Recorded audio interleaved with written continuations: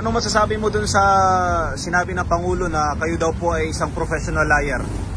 Alam mo, nakakaawa ang ating Pangulo, no?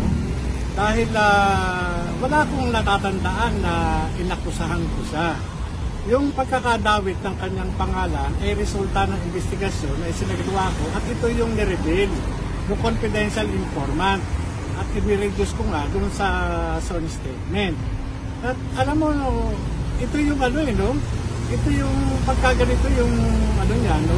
Naghihinala siya, no? Ito yung tinatawag na napapraning, Nakakaawa siya dahil mukhang ito na yung epekto ng ipinagbabawal na gamot sa kanya.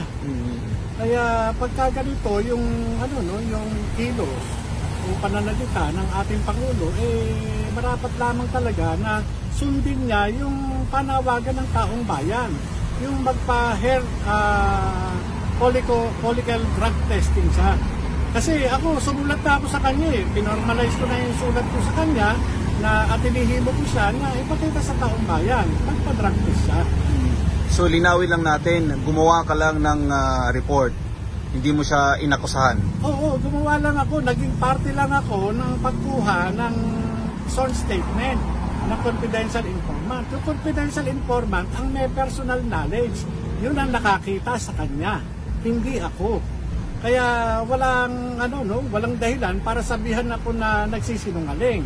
Ngayon, ang burden of proof nasa kanya, magpa-drug test siya para patunayan niya sa taong bayan na hindi siya nasa impluwensya ng ipinagbabawal na gamot.